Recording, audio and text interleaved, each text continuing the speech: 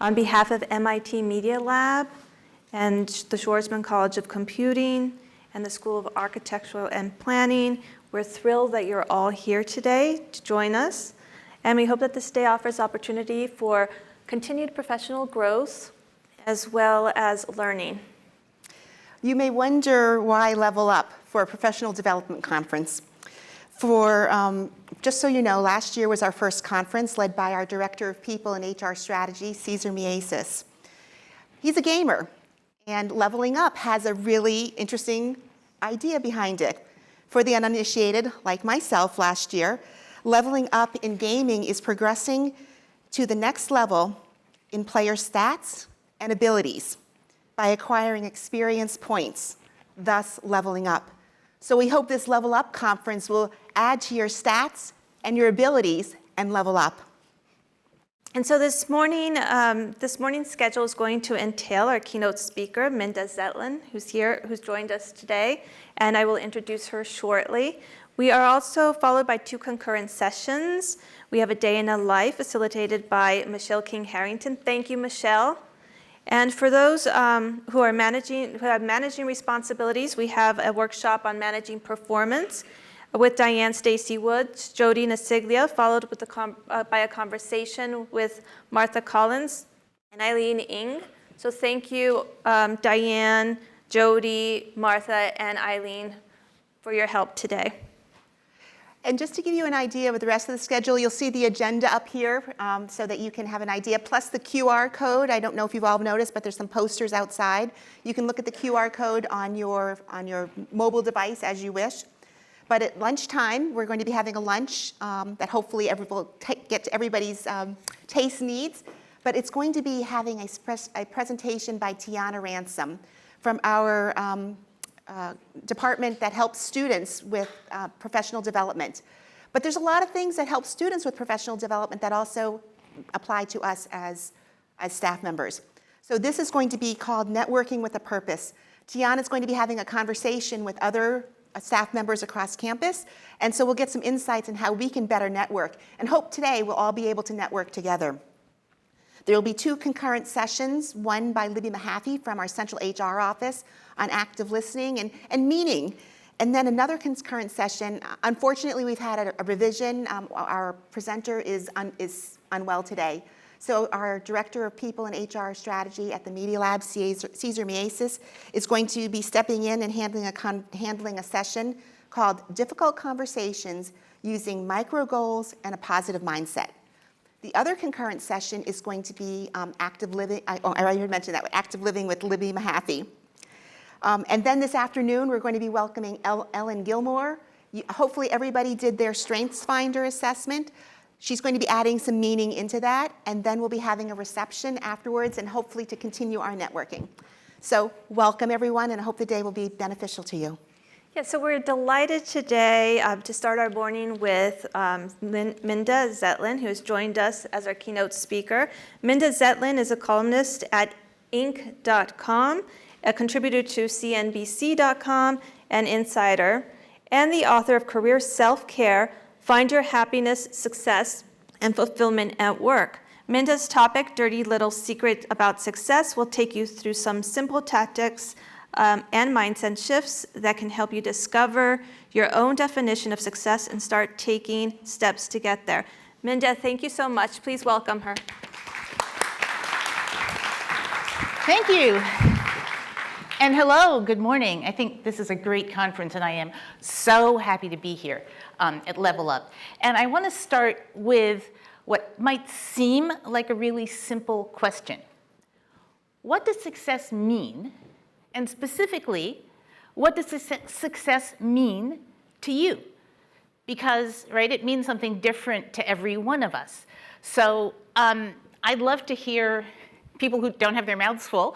I'd love to hear people shout out, an answer, one-word answer, a couple of words. What does success mean to you? To me, if somebody asked me this question, I would probably say some combination of security, the ability to travel, a lot of people knowing my work. That always is very motivating for me because I'm a ham. But, and yeah. Giving back. giving back, a very important thing, and we talk a lot, and we'll talk about it a tiny bit today, about having purpose in your work. Anyone else? What does success mean to you? All right, well, come talk to me. I'm going to be here all day, so if you don't want to shout it out in the middle of the crowd, come talk to me later. So I think this is a great idea. I don't think it's that common for people to have a day to come together and think and talk about their careers. And truthfully, I really could have used a conference like this a few decades ago when I was earlier in my career. And at those times, especially early in my career, I worked all the time. I worked so hard. I was in publishing, which is, of course, a famously hardworking, long hours kind of profession.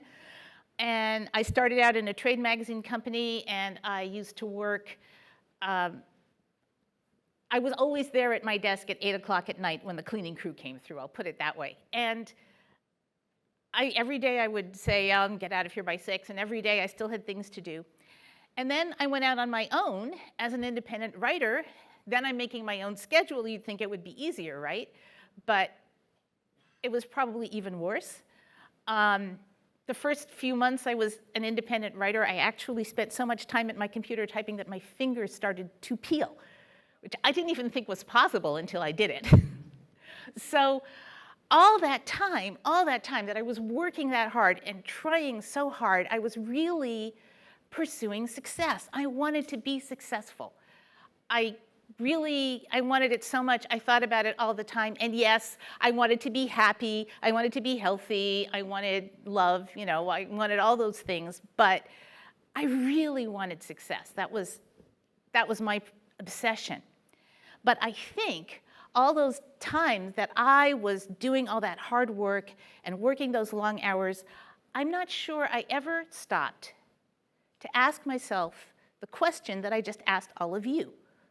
What exactly would success mean to me? What would it look like when I got there? What would be different if I was successful? What would be different than was different right now? What would I have that I didn't have? And perhaps most importantly, how would I know? If it's a destination on a map, how do I go there? And how do I know when I get there? A few years later, I thought I had an idea. I had started writing the column for the Inc. magazine website. I was doing it pretty much every day. And I don't know, 30, 40, 50,000 people were reading my work over the course of a month. And that was pretty cool. In online publishing, as probably everything online, it's all about page views, right? How many people click on something, that's the thing that we measure, that's the thing we obsess over. And so I was obsessed about page views. And I thought, 40, 50,000 was pretty good. But I had some colleagues who were getting 100,000 page views a month. Wow, 100,000 page views a month. 100,000 people a month reading my work, right? And I said, part of my definition of success is having a lot of people know my work. So 100,000 page views a month. If I get there, that would be success. And I worked at it. And I studied, and I figured out what kind of topics our readers wanted to read about. And I learned how to write headlines that would draw people in. And I got to 100,000 page views a month. Only by that time, I knew I had colleagues who were getting 1 million page views a month. Oh my gosh, 1 million page views a month. If I could get 1 million page views a month, that would be success. Then I'd be successful, right?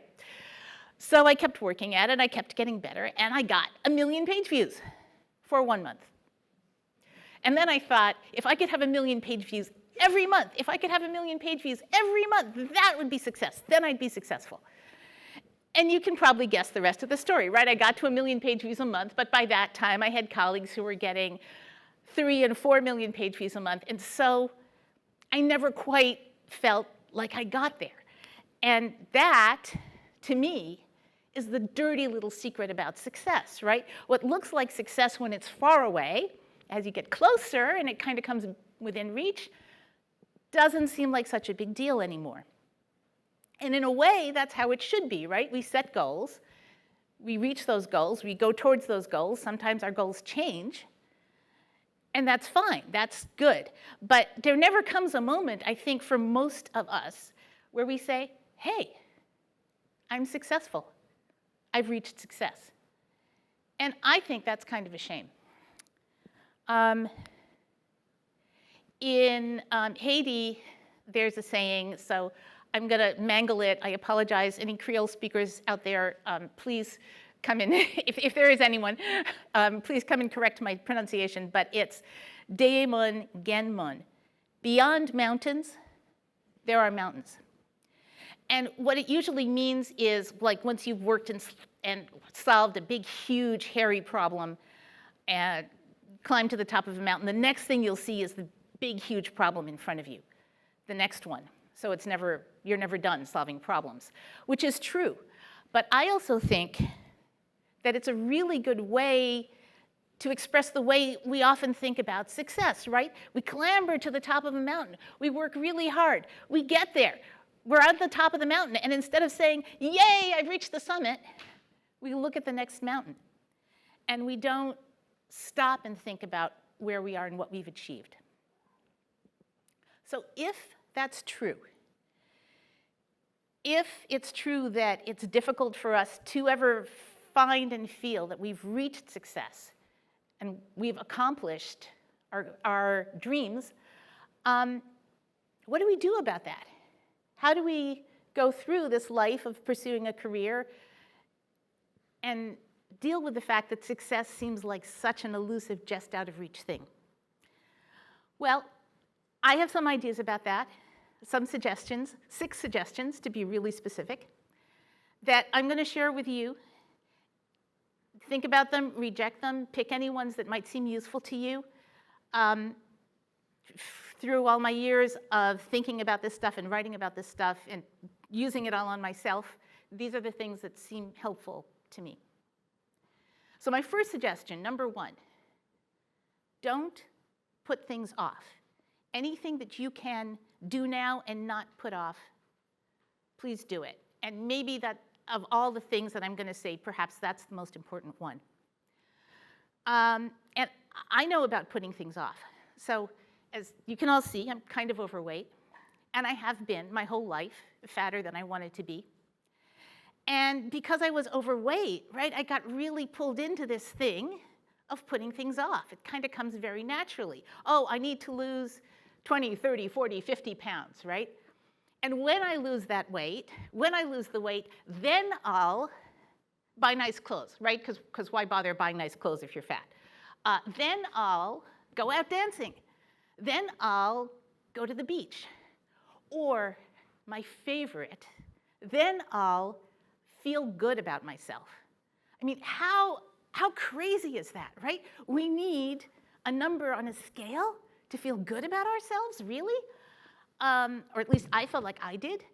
I think, I mean, not to pick on any industry, but I think that the diet industry, in a way, encourages that, because otherwise it seems very frivolous, right? You're not losing weight so you can look good in that size 4 bikini. You're losing weight so you can feel good about yourself. To which I say, A, we should all feel good about ourselves wherever we are. And B, let's eliminate the middleman and work on feeling good about ourselves, right? That's probably more effective way to feel good about yourself than it is to, worry about some diet. So fortunately for me, when I was quite young, I came across, I'm the daughter of a psychiatrist, and I came across some people who were doing work on the psychological, mental side of weight and dieting and weight loss, as opposed to the biological, what you should eat side. And I did some work with them, which really helped me. And the very first thing they teach you is don't put things off. Stop putting things off. And there's 2 really, really good reasons that all of us, fat or not, wherever we are in life, should not put things off. So the first reason, it's a little bit psychological and convoluted, but please bear with me for a moment. All human beings, all creatures really, but we're human beings in this room, so all human beings fear change. We all fear change. Even change that we really want, right, is scary. It's scary. So, and you probably know this if you've ever, taken on a new job that was a big step up for you, or moved to a new place, even though you really wanted to be there, It's also scary. Big change is scary. So when we attach a bunch of other things to this change, right? Like me, when I lose the weight, then I'll, whatever. When I get this new job, get this promotion, get this whatever, then I'll do that. We pile other things onto this change, then it gets scary. And some part of us starts resisting, and it makes it hard for us to make this change that we want. So the less you can put things off, the less you can stack other things on top of some change to the future, the better. But the other reason, and I think really the most important reason not to put things off, is that the things that we put off might bring us joy. They might make us happy. And I don't think there's any definition of success that doesn't take happiness into account. If what you're going after doesn't make you happy, then why are you doing it? And yes, there may be times that we decide to put off happiness because we're working towards some future goal, or in support of somebody that we care about, or for some other reason in the greater good, right? Giving back. There may be reasons where at some time for temporarily or whatever, we delay happiness. But we should think about it. If we're thinking about success and not happiness, like I was all those years ago, I think we've really missed the whole point. So that's my suggestion number one. Don't put anything off. Suggestion number two, sorry, another foreign word I'm going to mangle. Find your lagom. What is lagom? It's a word I learned kind of recently. Does anybody know this Swedish word? Lagom means just enough. What's just perfect for you? Lagom is the difference between you've just had a wonderful meal, you're feeling, lovely, satiated. You lean back from the table and say to your dining companions, that was so wonderful, I feel so good. Let's maybe take a little stroll. Versus, you've just had a wonderful meal, you feel lovely and satiated, and you say to your dining companions, I see there's one piece of pie left. I can't resist it. I have to have that piece of pie. And you eat the piece of pie, and it's yummy, but you feel bloated. Yuck. Lagom is the difference between doing that and not doing that. Finding the thing that's perfect for you. A coach that I worked with for many years named Wendy Kaplan called it condition of satisfaction. What's your condition of satisfaction? And I think that's a really important question for all of us, including me, to ask ourselves like on a regular basis. What is my condition of satisfaction? What would make me perfectly happy here? Think about it. As you're thinking about your career, evaluating, journaling, whatever, think about that question. What's my condition of satisfaction?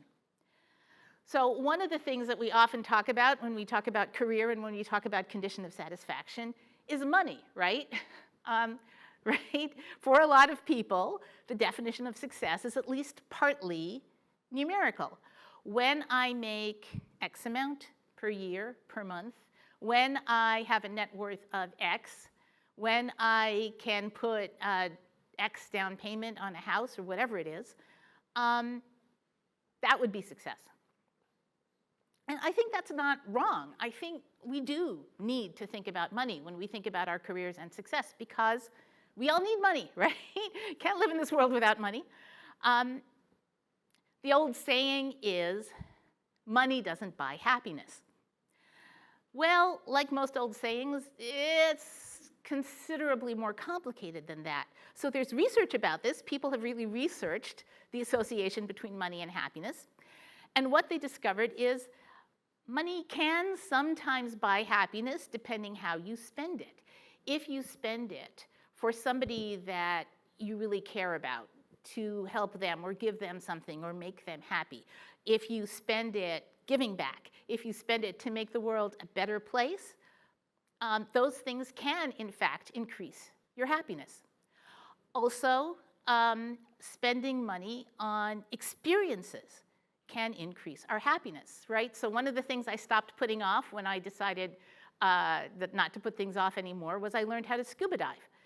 learning how to scuba dive when you're overweight is kind of challenging. The first time I went into open water, I think I had 30 pounds of weight on me. I don't know if anyone here is a diver, but that is a lot of weight. And it almost drowned me. And it was very embarrassing. I eventually had to take it off and drop it to the bottom of the ocean because I was otherwise in big trouble. And I eventually learned how to scuba dive, but that was an experience that wasn't particularly inexpensive, but I got to go down and see an octopus change from white and blue to red on a little, night dive, because octopuses, when they get angry, get red. That's an experience I never would have had. So, yeah, money can buy experiences, and that can bring you happiness. But the thing is, the association between money and happiness isn't forever. They did research where people's income increased to see how their happiness increased. And yeah, up to some sort of semi-comfortable level, they went together, and then the income continued climbing, the happiness didn't. So there's a logum. There's a just enough, even when it comes to money. So how do you figure that out for you? At one end of the spectrum for logum and money is Warren Buffett, everybody's favorite billionaire, right? That readers of Inc. are obsessed with Warren Buffett. A few years ago, there was a really fun documentary about Warren Buffett where he let people with cameras follow him around all over the place. And it showed him, among other things, getting breakfast, as I guess he does every day on his way to work. Has anybody read or heard this thing about how Warren Buffett decides to have breakfast? So every day, so this is not something you should emulate, I think, but every day he stops on his way to work at a McDonald's drive-through. And he gets that's the part I don't think you should do. But anyway, no offense to McDonald's, but, and every day he picks one of 3 breakfasts. So one of them is two sausage patties that cost $2.61. Or that's what he gets if he's not feeling very rich, his investments aren't doing well, he hasn't made any money, things are down, that's what he gets. If things are pretty good, not great, but pretty good, he gets himself an Egg McMuffin with sausage and cheese, and that costs $2.95. $2.95, and if things are really great, his investments are doing great, the market is up, he's happy, then he celebrates with a breakfast that is a bacon, egg, and cheese biscuit, and it costs $3.17. So, okay, Warren Buffett is a many, many, many times over billionaire. And I'm a journalist, so I had to do the math, right? And so I figured out that Warren Buffett, the money he has, not even the money he has, but a small portion of the interest that money makes every single day would be enough to buy a bacon, egg, and cheese biscuit for every single resident of Omaha, Nebraska, where he lives. So clearly, these breakfast choices don't actually have anything to do with reality. They don't have to do with how much money Warren Buffett has or what he can afford. It's a game, right? It's a way of keeping score in this fun game of money for him. And he said that too. And he said, it's this wonderful game. And incidentally, he's still stopping at McDonald's on his way to work every day at 92. He definitely doesn't have to still be working at 92. He's doing it because he loves it. And so for him, I can't ask him, but I think the logum is going to the office like he's been doing for something like 50 years and doing the same work because he loved it, because he found his joy. And the money is kind of, an incident, a way of keeping score about it. He's actually giving away most of his money. He does not need it. At the other end of the spectrum from Warren Buffett are the FIRE people. How many of you know this FIRE? It stands for Financial Independence, Retire Early. So followers of the FIRE philosophy, they go out and get jobs, and they earn as much money as they possibly can, and they live as frugally as they possibly can. And their intention, their logum, is that at some point early in their lives, like in their 40s maybe, or even earlier, they will have saved up enough money that they can retire and never have to work for anybody ever again. That's their logum. And I think every one of them has figured out a number that's that for them. So one end of the spectrum, You know, the logum is never work ever again from like in your 40s. Other end of the spectrum, 92 still going to work. Some of us, I think, all of us probably mostly fall somewhere in between these two extremes. But the point is, it's there. It's something there for each of us to figure out. What is your condition of satisfaction? Where is your logum? Where is it on that spectrum? And where is your logum in your work too, not just with money, but do you want to oversee a gigantic team and be in charge of huge projects? Do you want to focus in on something small but really important, which there's plenty of both here at MIT, I think. What's your condition of satisfaction? A really important question for all of us to ask ourselves. So that's my suggestion number 2. Suggestion number 3, be very, very careful about how you compare yourself to other people. We should all be very, very careful about comparison. So how many people here have seen this YouTube video about capuchin monkeys with grapes and pieces of cucumber? Yeah, you know, okay, you guys know this one. For everyone else, they did an experiment.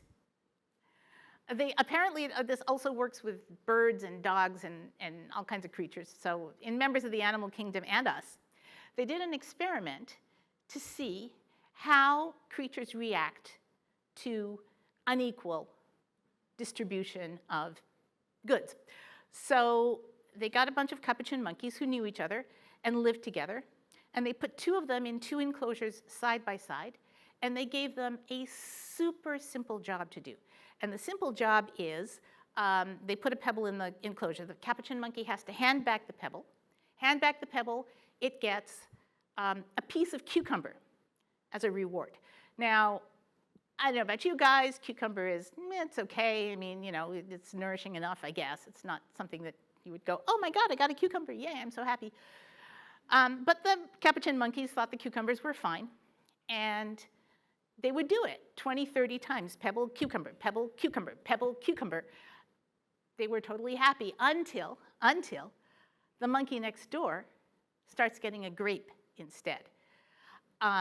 Now, I think for me, grape is, in the hierarchy of yummy foods, a grape definitely outranks a cucumber. I don't know if you feel that way, but capuchin monkeys apparently very much feel that way. Because when the monkey next door started getting a grape, the capuchin monkey who was still getting the cucumber did not want that cucumber at all. The researcher handed it to her, she saw the grape, she threw the cucumber back, flung it at the researcher, stuck her arm through the hole she was handing the pebble through, sticks her arm through the hole, and bangs on the table. Researcher tries again. Pebble, cucumber. Nope, cucumber. I don't want your damn cucumber. I'm not eating that. Stands up and shakes the wall of the enclosure. You know, this food that was perfectly edible and nourishing, and now she's flinging it back. And it's funny, right? It's funny. You'll laugh when we see this video. It's in my virtual handout, so you can see it too. The problem is, we're all like that. We're all like that to some degree. I almost did the exact same thing myself. Years ago, back when I was working at that trade publishing company where I worked late, that was actually, even though I was working these huge long hours, that was actually a super good place for me to be in my career at that time. I was learning a lot. Their philosophy is that they would take in people like me who were ambitious and young and driven, but not terribly experienced in the work that we had to do. And they would work us really hard, but they would teach us a lot. And so I was learning a lot on this job, a lot of stuff that was going to be useful to me like throughout my career. So it was great. And a friend of mine who rapidly became my boyfriend decided to move to New York, where I was living at the time. And he was another writer. And I said, you know, this job is pretty good for me. Maybe you should apply to the same place. And he did, and he got a job. And we, you know, we're very careful that nobody in the office knew that we were dating. But the head of the department where he worked got into a terrible, terrible car accident and was out of commission for many months. And as a result of this, he suddenly got a lot of responsibilities that wouldn't normally have been at his level. And because of that, the company decided to recognize and acknowledge this increased responsibility with a raise. And that raise meant he was making $4,000 a year more than me. And to this day, I remember when he called me up about it. And he said, hey, I got this raise, and he told me what he was making, and I said, oh, I'm so happy for you. And inside I was thinking, oh, I was plummeting. I was crushed. I was humiliated. Because I had been putting my all into this job, and I'd been there for at least 6 months longer than him. And why were they valuing him over me? I mean, I did not think about, the boss and the situation. I just thought, I'm crushed, I'm hurt, I'm angry, just like the capuchin monkey throwing back the cucumber. And I actually went looking for another job because I thought, if they don't value me, I can't stay there if they're mistreating me like that. Fortunately, I think, in retrospect, at that time in New York City, it was not that easy to get jobs in publishing. So I applied for a bunch of jobs. I went on 4 or 5 interviews. I did not get any of those jobs that I applied for. And really, I'm kind of glad, it was actually good that I didn't, because right where I was where I needed to be. And none of those jobs had that same thing where I could be doing all this stuff and learning so much. And none of them paid all that fantastically well either, really. So none of them would have been a step in the right direction. But I would have done it. If I'd gotten one of those jobs, I probably would have done it, just like throwing back the cucumber, because I was so hurt and upset. And then, after this had been going on for weeks, I finally did what I should have done in the first place and went and talked to my boss. And I don't even remember what I said. I was so upset and beside myself. But I kind of stammered something out along the lines of, I happen to know that somebody else here who's been here less time than me is making more than me, and I want to know why? I thought you liked my work. I thought you valued me. What's going on? And my boss, fortunately for me, even though this research hadn't been done yet, he understood this dynamic about the cucumbers and the grapes. And they did value me. He did not want to lose me. So he explained it. He said, well, when you first came to work here, as it happens, it was just a month or 2 before our annual review process, which was true. I'd gone into the initial annual review process, and I'd only been working there, I don't know, some brief amount of weeks. And I hadn't quite found my footing yet. I hadn't quite figured out the job yet. I hadn't quite figured out how to be successful at this work yet. And my annual review actually contained the sentence, "The jury is still out." And somehow I was so young and naive that I didn't quite understand what that might mean. So I had gotten a small raise commensurate with, we're not quite sure yet whether she's going to be great or not. By that time, I had proven myself. So he said, listen, at the next annual review, you are going to get a rather substantial raise. And in the meantime, we're going to give you a raise to tide you over, as a show of good faith, whatever it was. That raise put me just above my boyfriend again. All was right with the world. I was happy. But I mean, that kind of thing is really self-destructive if you think about it, right? If I had gotten one of those jobs, I would have left the place that was the right place for me to be. So I would love to stand here. I think I actually do say this in my book. I would love to stand here and tell you all, don't compare yourself with other people, because that's not helpful. But you know what? If birds and dogs and capuchin monkeys can't help doing it, I'm not sure there's much hope for us.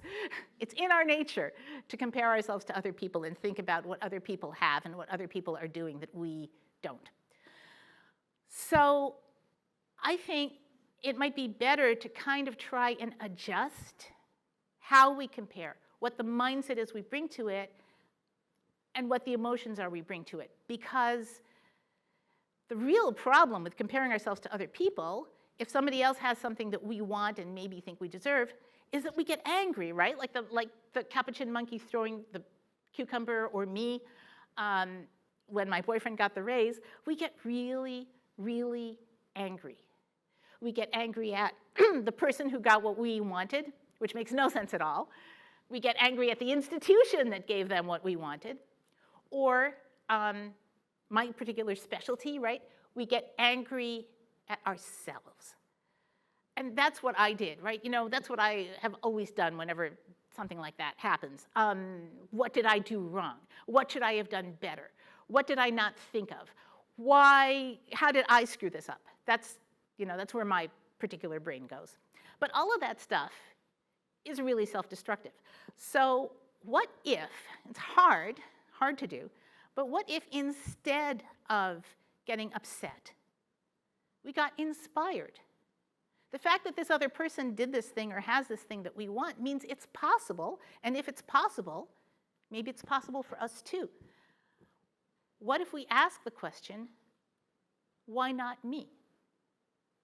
Here's an example of that from my life. I was in a writing group for many years, and in this writing group, I was working on the draft of a book.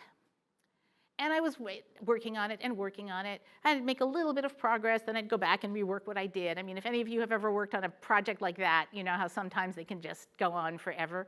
I'd make a little progress, go back, rewrite, make a little progress, and this went on for years. And then a man came into the group and wrote the entire draft of a novel in 6 months. And it wasn't perfect, but it was pretty good, and he sold it. And I thought, why not me? And 6 months later, I had actually finally completed the draft of that book, which I probably never would have done if he hadn't come there.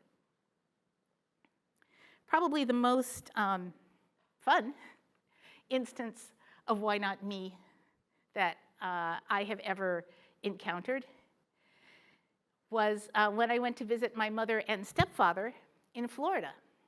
They were in their 80s and 90s, and one of their favorite things to do was to go to the local skydive center and watch the skydivers come floating out of the sky. I don't know if any of you have ever done that. It's really, it's cool to watch. And so I spent an hour or two with my mother and stepfather watching these skydivers come floating down. And I noticed that they weren't all super athletes. They were different ages and different shapes, and I started thinking it. Why not me? And I found myself having a conversation with a woman who was packing parachutes there that day. And I asked her what it's like to skydive. And she said, oh, it's really, really fun. It's a great thrill. I had told her I was a scuba diver. She said, no, this is much more fun than scuba diving. This is much, much better. You should go do it. And your first skydive will be tandem. You will be attached to an instructor, so you don't have to know anything. You don't have to know how to do it. You just go along for the ride. And I thought about it, and somehow, to my surprise, the following day, I was there, signed up for my very first tandem skydive. And they sat me down. I guess the lawyers insisted on this. They made me watch this awful, terrifying video about all the horrible things that could happen to you, including horrific injury and death from skydiving. Then they followed it up with a more fun video to sort of, bring me back into thinking I wanted to do it. Then they gave me a jumpsuit, which was literally a jumpsuit in this case. And then I got on the plane. And let me tell you, if you're not a skydiver and you're not experienced at it, there are very few things as strange as watching otherwise rational-seeming people walk up to the open door of an airplane that's several thousand feet up in the air and step out, and step out. Two people clasping hands and step out. And I'm watching that going, okay, this is really, really weird. And then it was my turn. And I got up and went to the door of the airplane, because that's what I was supposed to do. And I looked out at nothing but sky.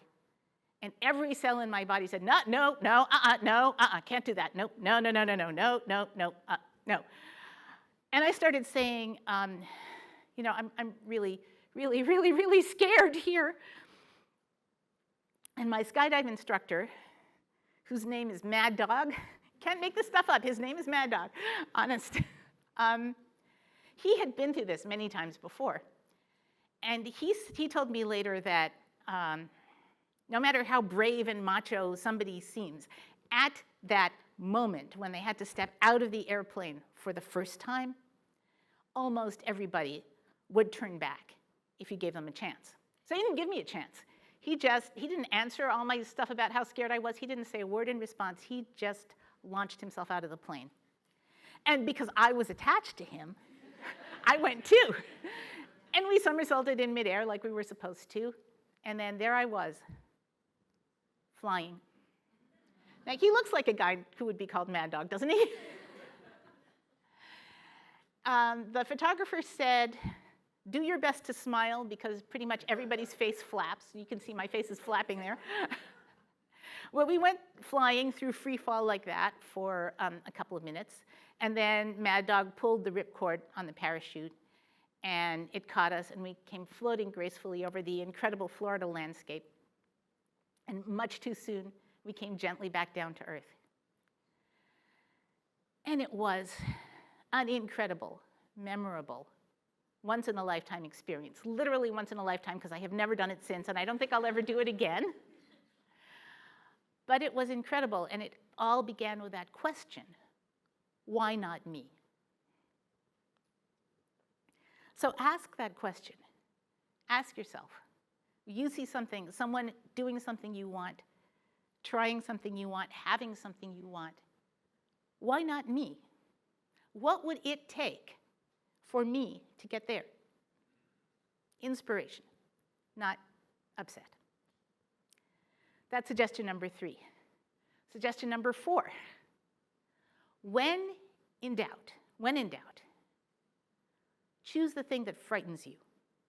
So what do I mean about that? I mean, yeah, going out and playing on the interstate could be frightening, but not terribly useful. And I'm not suggesting that you jump out of an airplane either. I mean, that was wonderful for me, but not necessarily for everybody. But I am saying that when you come upon something that you kind of want to do, you kind of want to try, but you find yourself wondering, is this going to go badly? Do I know what I need to know? Will I be good at that? Will I screw up? Could it be a mess? But I really kind of want to try it. Go in the direction of that thing. Because that is how we grow. That's how we move forward. And that's how we move towards our definition of success, whatever that might be.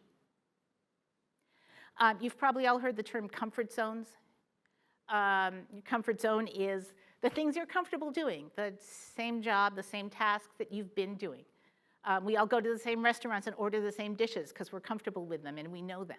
The things that we know are our comfort zones. And there's nothing wrong with spending a lot of time in your comfort zone. Being comfortable is good, right? Being comfortable might partly make you happy. But if we don't step out of our comfort zones very often, those walls can become really rigid. And it can be really hard to break out of a comfort zone. So break those walls every now and then. Move out, try something new. Jeff Bezos says there are closed-door decisions, open-door decisions. Closed-door decisions are decisions sort of like having a child. Once you do that, you can't undo it.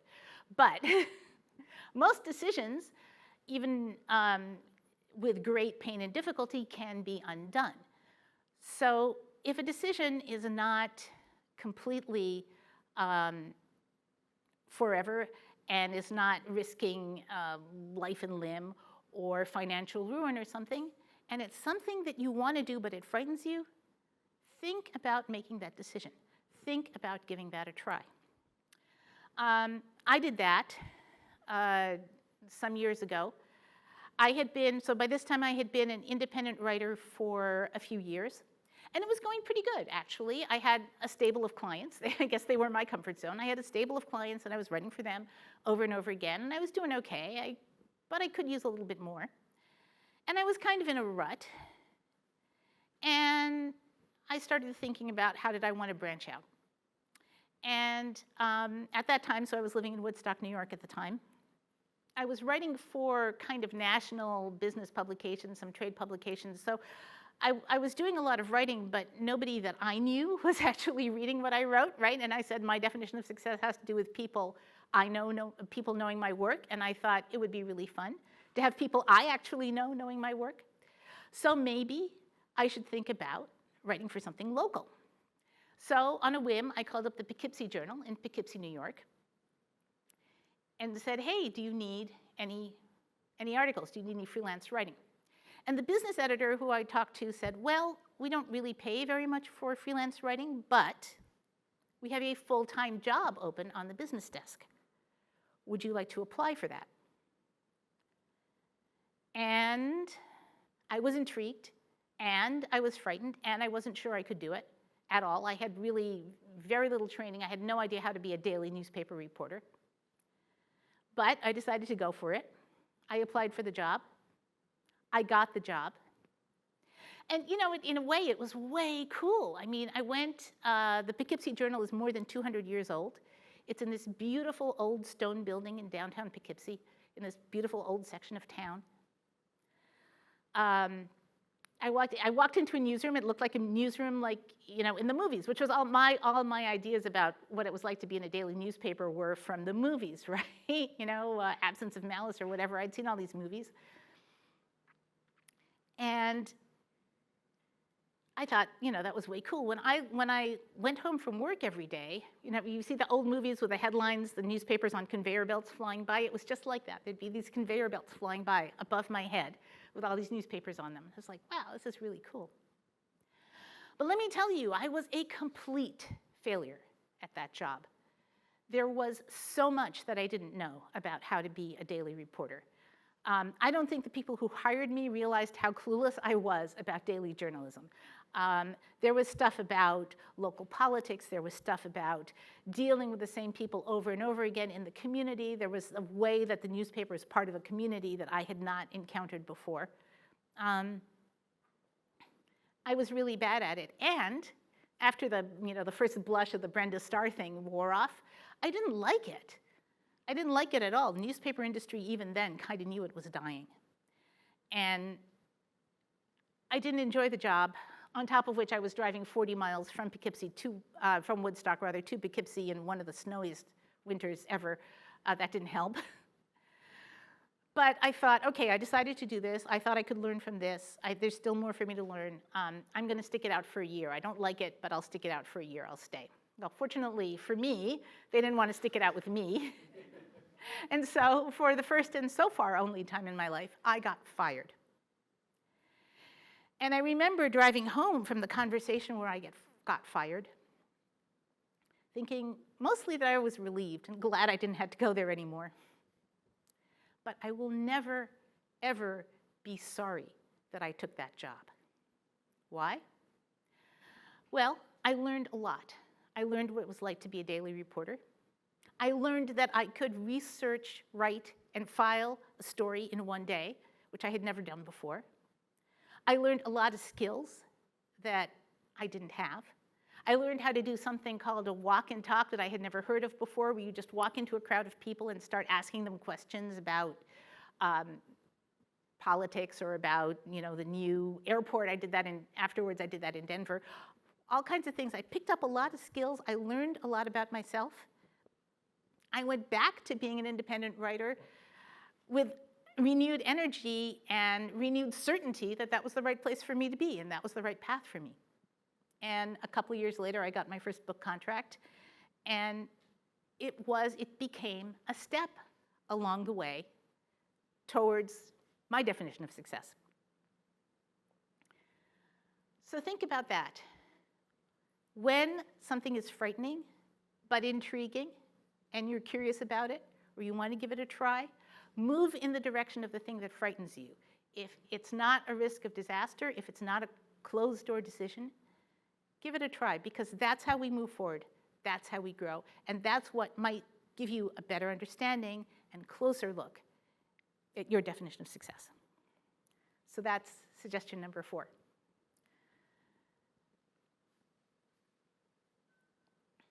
Suggestion number 5.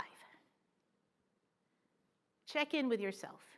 make time to check in. Why do I say that? Well, I think that if I said, hey, show of hands, how many people here are frequently bored, spend your evenings twiddling your thumbs or staring at the wall, don't know what to do with yourselves? I'm going to guess not a single one of you would raise your hands, right? Because that's not modern life. Most of us, at any given moment, whether we're at work or not at work, probably have 10 different things, right, that we would like to do, wish we could do, think we should be doing, somebody wants us to do. There's very few moments when we stop and just ponder. And we have to create those moments.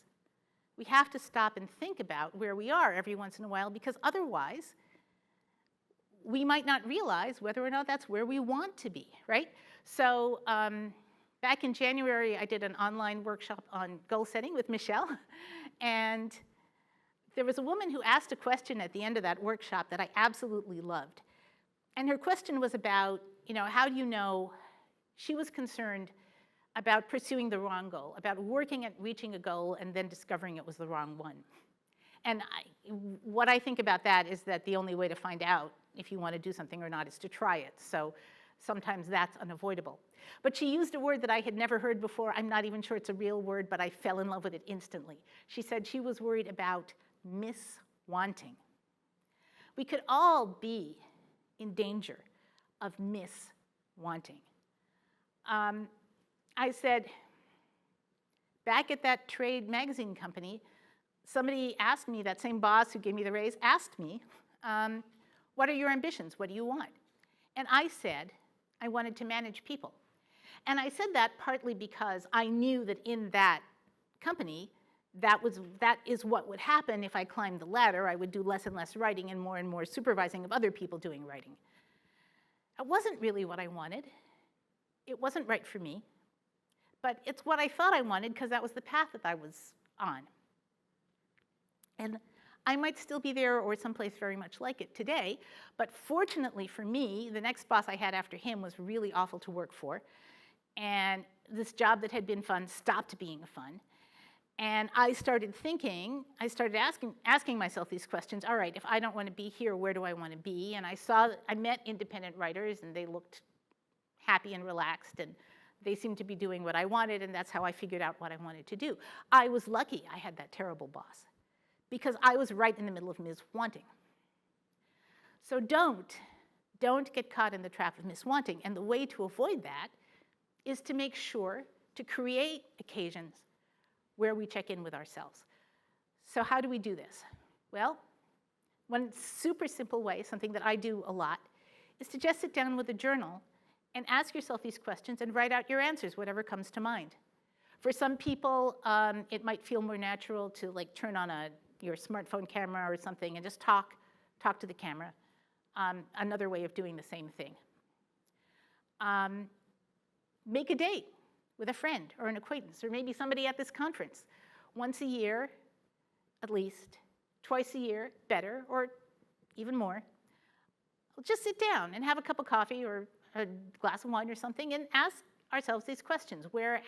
How's it going? Where am I? In my journey toward success, am I on the right path? What is my logum? How have things changed since the last time we had a check-in? If you have a friend, if you have a mentor or a coach, or a conference like this one. Apparently, this is going to be once a year. This is a great place. This is a great opportunity to spend a day asking yourself these questions. This is why I say I would have loved to have a conference like this when I was younger. It's a great time to think about all these questions and spend a day devoted to asking yourself, where am I in my path? Where do I want to go? And speaking of checking in, this is how to reach me. All my contact information, social media, how to find my column, a bunch of extra resources for you guys, the first chapter of my book, and some of you are going to get my book. But for those who don't, the first chapter of it is available there. Also, the video with the capuchin monkeys, there's a link to the video with the capuchin monkeys and the cucumber and the grapes, so you can find it there. So this is how to get in touch with me, so please do scan that. And my final suggestion for you, number 6. My final suggestion for you is a little bit wild, but please bear with me. Right now, today, June 28th, 2023, decide that you are a success. You are successful right now. Why do I say that? Well, because if success is always out of reach, if success is always that next hill over there, that next goal, that next thing, we might never feel like we reach it. Why not feel like it right now, right? I mean, mountains beyond mountains. You climb, you struggle, you get to the top of a mountain, you're at the summit, and you see the next mountain you need to climb. That's great, go climb that mountain, but guess what? You already are a mountain climber. And climbing the next mountain isn't going to make that any more true. You have already gotten there. Also, if you call yourself a success right now, if you start believing this about yourself, if you start carrying that with you wherever you go, it will affect how other people see you. Research shows that what we believe about ourselves bleeds over onto the people we interact with. People will see you as more successful if you believe it about yourself. There is plenty of research that shows that people who exhibit confidence, whether or not that confidence is deserved, whether or not they really are good at their jobs, will be perceived as good at their jobs by others. So use that to your advantage. Have people believe that you're successful because you believe it about yourself. Also, the great thing about deciding that you're successful is that it might make us happy, right? We might be happier feeling like we're already a success. We've already achieved that. And like I said, there is no definition of success, I don't think, that makes any sense at all if it doesn't take in the idea of happiness. So for all those reasons, start calling yourself a success right now. You may go on to other much greater things. You may achieve big goals. You may have big dreams. But right now, today, you are already successful. And really, I mean, we talk a lot, people who talk about success and what they want out of their jobs. The word that you always hear all the time, right, is purpose. Big word that all these companies and everything all talk about. What's your purpose, right? People need purpose, especially young people. When they come to the jobs, they want purpose. And so all kinds of companies, no matter what they're doing, oh, this software will help you gather some data and make even more sales. But somehow we'll call that, that's a really good purpose. That will make the world a better place for the people who are buying the products or whatever, right? I mean, a lot of companies, sort of go through these convoluted, twisted things to say, oh, we're making the world better. Somehow, we're making the world better, right? You guys don't have to do that because look where you are. Lisa gave me this great little tour of the Media Lab yesterday, and I got to see some of the work that is happening here and in all of MIT. And actually, you guys are involved in projects that really do have the potential in meaningful ways to make the world a better place. So that thing, that purpose thing that people say is so important, and it is so important, you guys are already there. You already have it.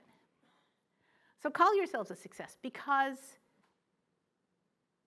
you're there, because this is the place to be. And that doesn't mean that this is your definition of success forever. It might change. It will change, I think. It changes throughout most of our lives. But own it now. And so if we can do all those things, all of us, if we can do all of these things, stop putting things off because what you're putting off is happiness, because the sooner you do things, the sooner you can come to them. Find your logum, because if we all know what our condition of satisfaction is, that can help us figure out what success is. And by the way, if you do achieve your logum, you have to call that success, right? That's your condition of satisfaction. You meet your condition of satisfaction at that level, you are successful. Okay, that's somebody's phone.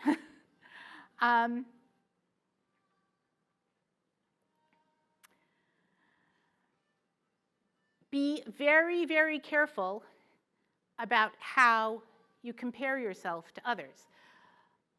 Like the monkey and the grapes, don't do that. Do you want me to, is that yours? Do you want me to hand you that? Oh, it's quite all right. Oh, it stopped. But here you go. I knew I forgot it. Little musical interlude, it was good. Okay, be very, very careful about how you compare yourself to others. Don't be like the capuchin monkeys with the cucumbers, or me with my old job and my boyfriend, right? Use comparison for inspiration and not infuriation. Don't get angry, get inspired. Go toward the thing that frightens you.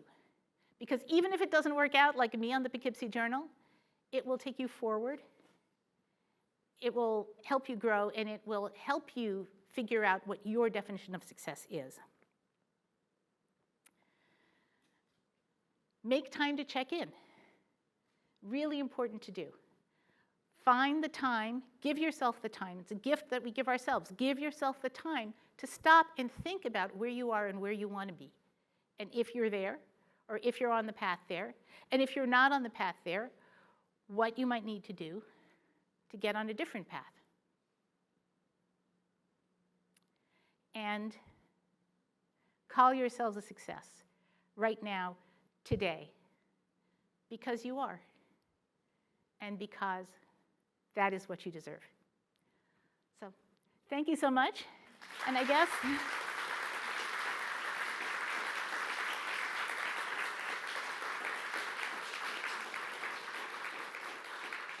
Am I on? Testing. Oh, nice. That's Thank you very fun. much.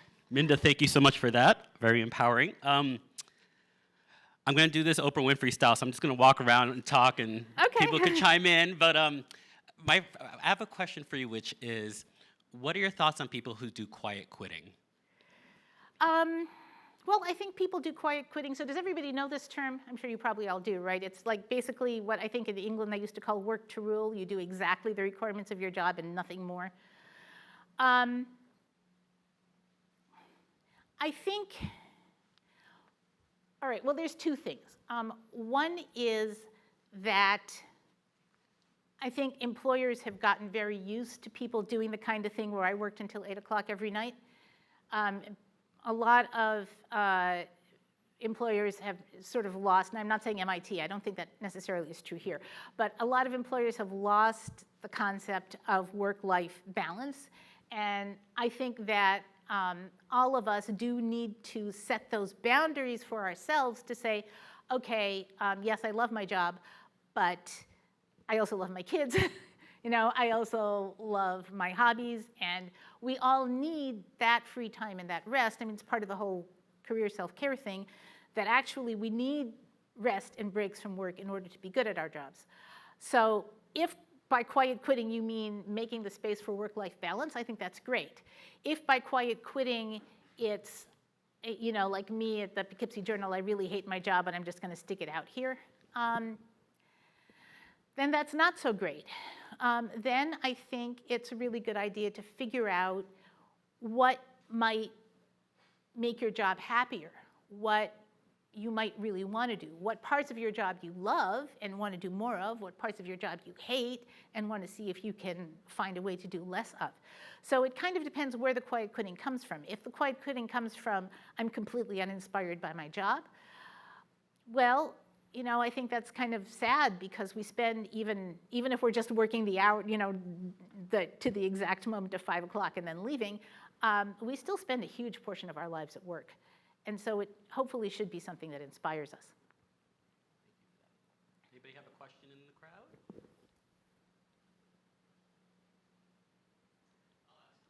Oh. Hi. Hi, brave Ah. soul. Aw, thank you very much. Well, thank you for coming, and thank you for your presentation. I learned a lot. I guess I don't have very much a question, but I'd like to hear your thoughts on something that I try to prioritize myself, and that's the importance of staying in the moment, right? Yeah. And not focusing so much on the future, and also at the same time not being stuck in the past, but perhaps using it to inform what the future may be. But yes, staying in the moment, staying grounded. Like, what does that mean to you? And what are your thoughts on that? So first of all, one of my thoughts is if you ever learn how to do that, could you please teach me? I did. I actually said this sentence to my husband, and as soon as I heard myself say it, I thought, okay. I said to him, someday I'm going to learn how to live in the moment, but I don't know when that'll happen. Right? And I was perfectly serious when I said it, and then I heard myself, and I thought, okay, we got to work on this. However, it is true that mindfulness in life and at work is something that I think we all need in our particular culture. It's so hard to do. I mean, we are always thinking, scheming, what am I going to do tomorrow, and how do I get where I want to go, and all this stuff that we've been talking about success does tend to be all about the future. And we miss the moments that we're in. And as you start getting older, like I'm starting to do, you start thinking, oh, wait a second, this whole ride's going to be over, and I will have spent all of it thinking about next week, So I think it is really important. There's actually a chapter about mindfulness in my book. I'm a big fan, as I know Michelle is, of Chade-Meng Tan, who did work on that at Google and is now out in the world working with the Dalai Lama or whatever.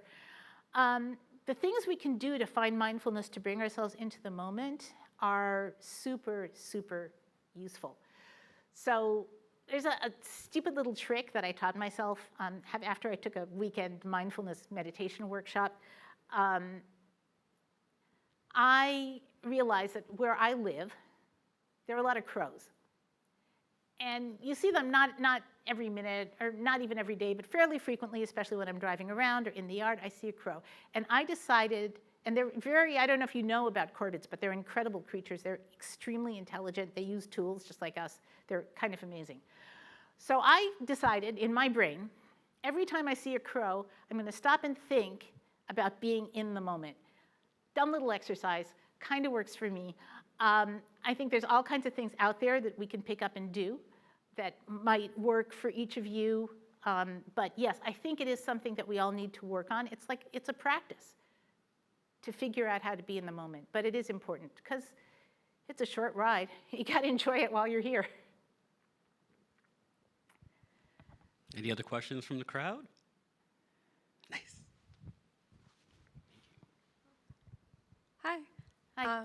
Your initial exercise that you started with, coming up with our description of success, I love that idea. Do you have any tips for that, or are there categories that I can keep in mind as I'm brainstorming, or? Sure. Actually, I mean, it sort of brings us back to the goal-setting workshop that I did for Michelle's. So one of the exercises that I have in there is to picture yourself 5 years into the future and populate and furnish that vision. So where are you? What job do you have? If that is 5 years into the future, I missed saying the important part, 5 years into the future, if during those intervening 5 years, everything has gone the way you want it to, by not which I mean you win the lottery, but the things that you are setting in motion, the projects that you're working on, whatever you're aspiring to do, all works well. So where are you when all of that has happened? And where are you living? Who are you with? When you go to work in the morning, what job will you be doing? So that thing of kind of visualizing the future can sometimes make these questions about what I want and don't want a little bit more concrete. So I think that's one way to go through the exercise that could be helpful.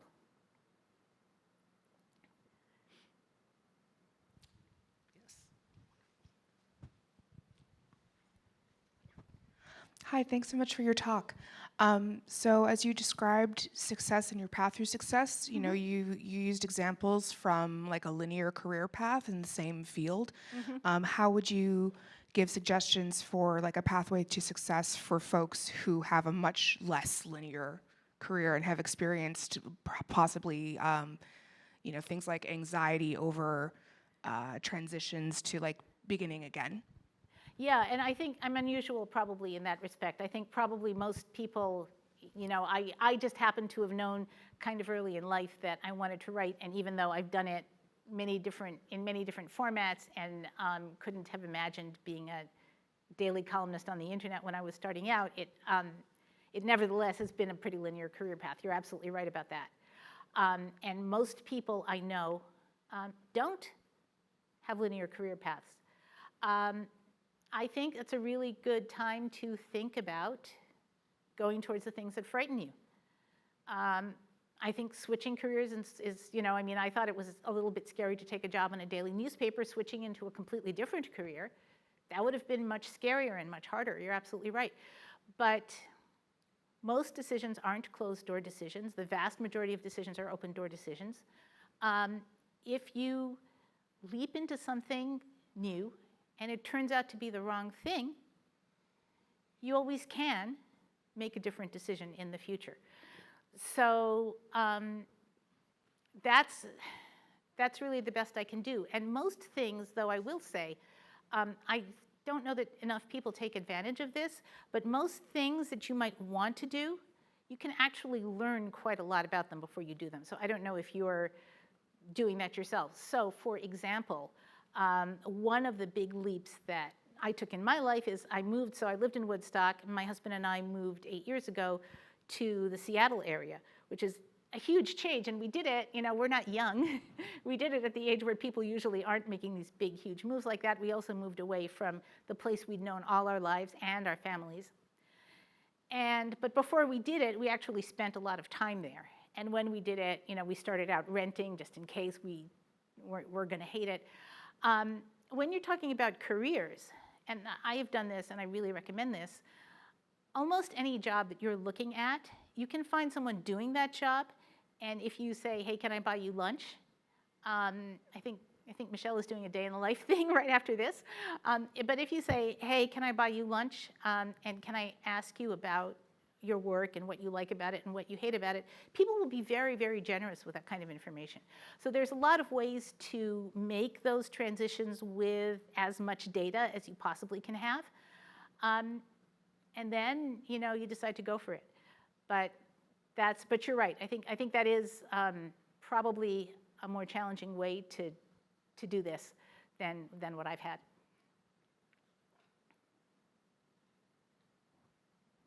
What advice or tips would you give managers who have staff that aren't interested in moving up the career path? They're perfectly content in the role that they're in. They find fulfillment. They find that's what their success is. But managers tend to push to get more and more out of staff. Well, I think that doesn't really sound like a problem to me.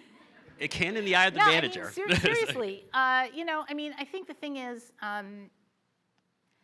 you have to understand people where they are and that we are not all the same and that we shouldn't all be the same. I had a friend who was running a small company, and for her, she was obsessed with it. She had actually started out, she's selling beads, and she actually started out early on, she and her husband starting this company from nothing, selling beads, packing all the beads in boxes in there. They would turn on a movie and do this every evening.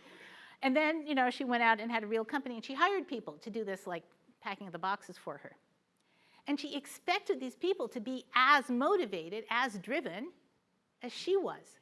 But it was not an equal situation. She was running and building her own company, right? It's like, not to invoke somebody who is much hated at the moment, but Elon Musk wants people to be as driven and as hardworking as him, but it's not the same situation. It's his company. It's made him the richest man in the world.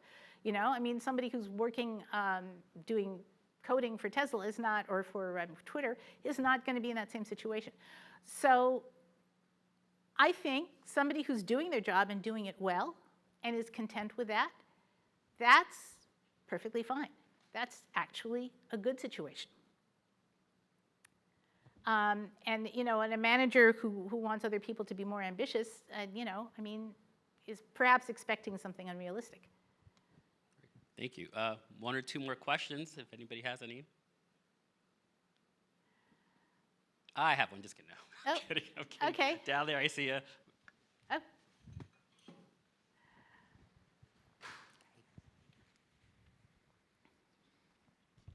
Hi, thanks for coming today. Several years ago, my mother, who is now retired, mentioned offhand that she still wasn't really sure what she wanted to be when she grew up. Can you maybe speak to the importance of giving yourself kind of the kindness and the space to play a little bit and not take the idea of a career and a career path so seriously that you get bogged down in it and don't allow yourself to experiment? Yeah, I think you probably just said it there about as well as I could. But, you're right. We do, I know people my age who say, I'm not sure what I want to be when I grow up. And, guess what? We're all grown up, or at least we should be. This is back to the very first thing I said pretty much, which is there is no definition of success that doesn't take into account happiness. And if we're not giving yourself a chance to play and experiment, if you're not giving yourself the time off that you need, like you should or could if you're retired, then you may not be having as much happiness and as much joy as you want.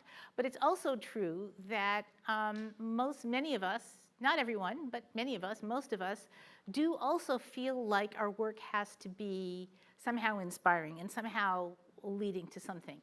And when you take that away, then we feel unfulfilled.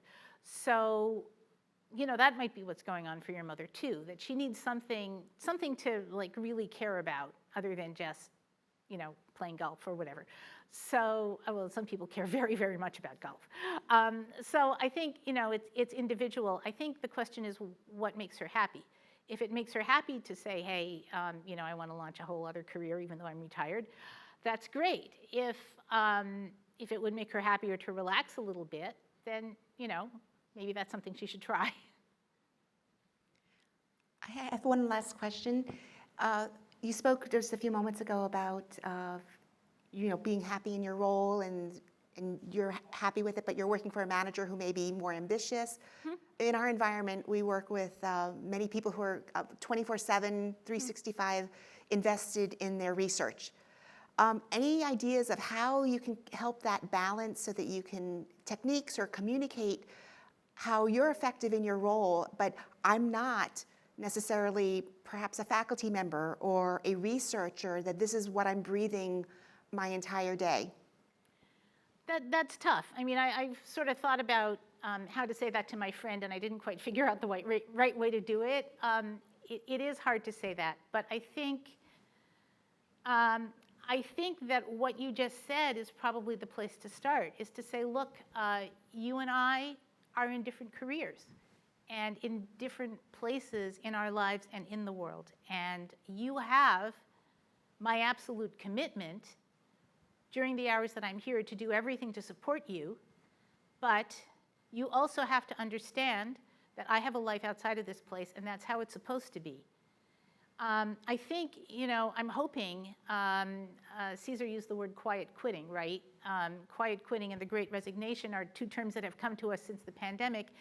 And actually, I just wrote about this recently. In May, the average time at work for Americans went down from the height that it was in the year after the pandemic.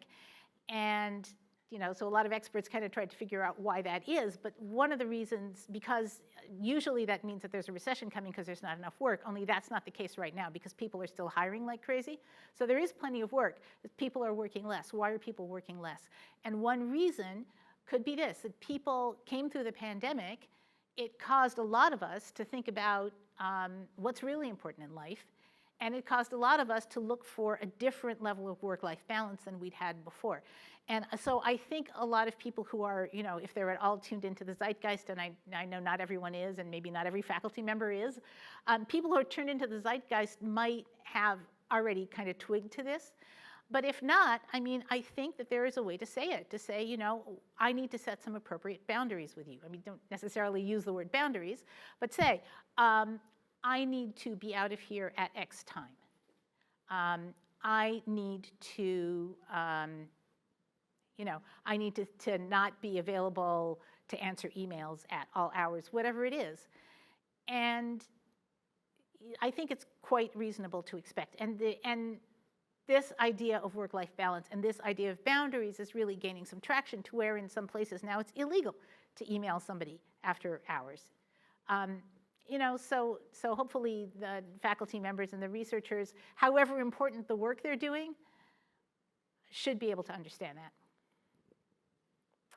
So was that it? That was the last question? There was, I think we're just at the end of our time here.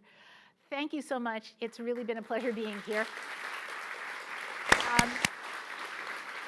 I'll be here all day. Come talk to me. If you have a copy of the book, I'll be happy to sign it. And I'm going to carefully step down here because I twisted my knee. Here we go. Thanks so much.